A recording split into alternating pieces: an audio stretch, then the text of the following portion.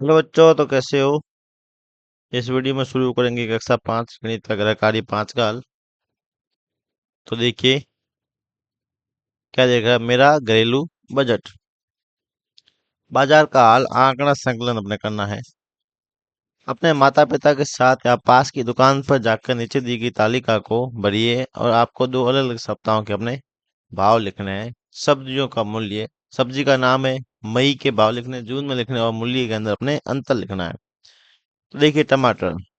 टमाटर मान लीजिए कि मई के अंदर थे अपने 100 रुपए किलो और जून में वो हो गए अपने 80 रुपए किलो। तो अंतर कितना आ गया। 100 में से अपना 80 घटाएंगे तो 20 रुपए आ गया।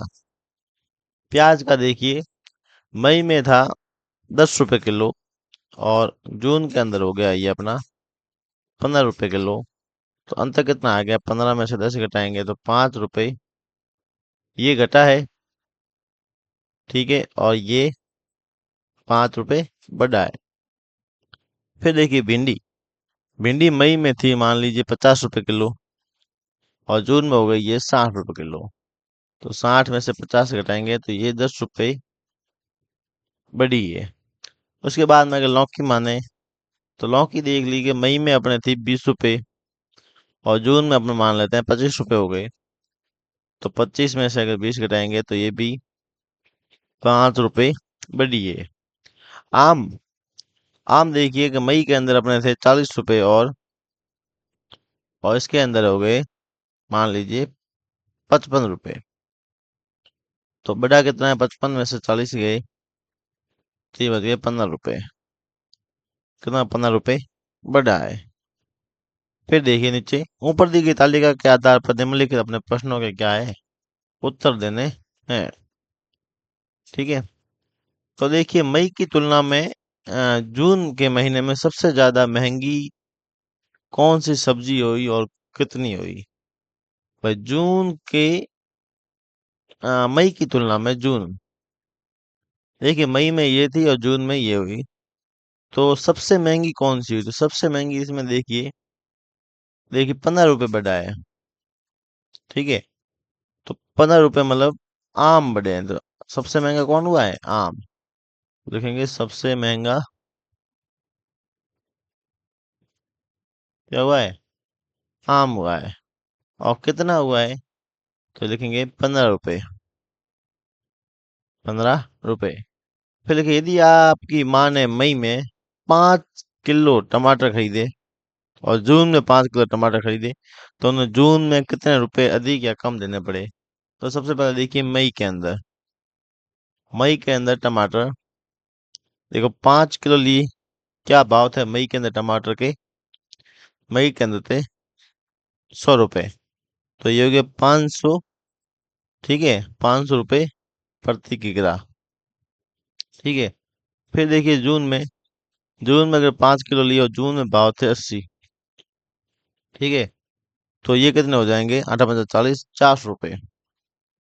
400 रुपए प्रति किग्रा। तो उन्हें जून में कितने रुपए अधिक या कम देने पड़े, तो कितने अधिक होंगे, 500 में से अगर 400 घटाएंगे तो 100 रुपए कम देने पड़े। ठीक है, फिर देखिए यदि आपके पास 500 रुपए हैं तो जून के भाव के अनुसार आप कितनी सब्जियां और फल खरीद सकते हैं। एक ऐसी सूची बनाई जिसमें कुल खर्च 500 रुपए से अपने कम रहना चाहिए। ठीक है, कौन से महीने का बनाना है, जून के हिसाब से। ये रहा जून का हिसाब से। ठीक है, अपने लेने हैं 500 रुपए, खर्च कितने करने हैं, 500 रुपए के हिसाब से। तो देखिए अगर एक एक बार भी लेते हैं सारे तो देखिए कितने होते हैं ये सारे रुपए। ये हो जाते हैं 5×5 = 10, 5 ये हो गए 15 और ये हो जाएंगे असल की एक, ये 9×10 = 16, 16×2 = 18, 18×5 = 23। मतलब 235 रुपए सभी मूल्य सभी सब्जियों और फलों का भाव है। अगर सभी को अगर दो दो किलो लेते हैं, सभी को अगर दो दो किलो लेते हैं तो 5×2 ये हो जाए 10, आंसर लगी 1, 3×2 = 6 और एक 7, और लगी ये आंसर लगी 2×2 = 4। कुल मिलाकर 470 रुपये हो जाते हैं अगर हम हर सब्जी या फल 2-2 किलो लेते हैं। तो सबसे पहले देखेंगे टमाटर, 2 केजी टमाटर। ठीक है, 2 केजी टमाटर जून के हिसाब से। तो फिर लेंगे 2 केजी प्याज, और फिर 2 केजी भिंडी, और 2 केजी लौकी।